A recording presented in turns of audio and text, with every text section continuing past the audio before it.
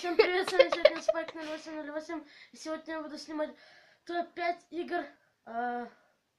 Поехали. Первая игра это The Escapist. Вторая Shadow Fight. Третья Outlast. Четвертая Побег от аниматроников. Пятая это GTA. Так, я люблю играть The Escapist, поэтому ставлю этой игре оценку 5. Даю слово, пусть скажет оператор, какую он оценку ставит на эту игру. 5 звезд. Тоже пятерку, да? Да.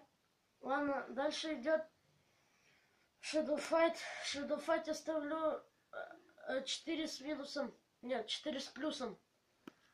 А ты? Я Оператор? ставлю 3. 3. Ровно 3. Дальше идет Outlast. Outlast я ставлю 5 с минусом. Потому что в него иногда скучно играть. А я ставлю 4 с минусом. Побег от аниматроников 4 с плюсом. А я ставлю 5. А у меня тройки нету. Ладно. Что там, GTA дальше идет. GTA я люблю, поэтому поставлю 5 с плюсом. Я поставила бы 5.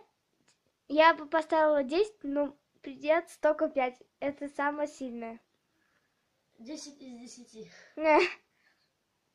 Ладно, расскажу суть этих игр. В Escapist надо делать кирку. Там можно под копом, там можно делать кирку, лопату. Можно через вентиляцию, а можно... Вообще не знаю, как еще можно.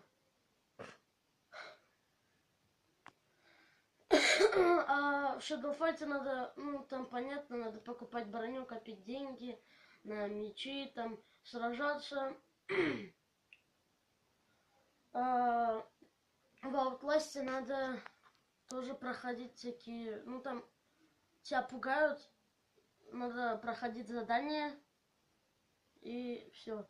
А побег от аниматроников там надо... Сейчас, я вспомню, что там надо еще. Бежать от аниматроников, прятаться, тоже выполнять задания вроде бы там. Я играл, не очень страшно там. Так, самая последняя игра, GTA. Я играю в GTA с чит-кодами, поэтому там надо угонять тачки, выполнять задания, находить оружие, что такое. Ладно, подписывайтесь на канал, ставьте лайки, жмите на колокольчик. Всем удачи и всем пока.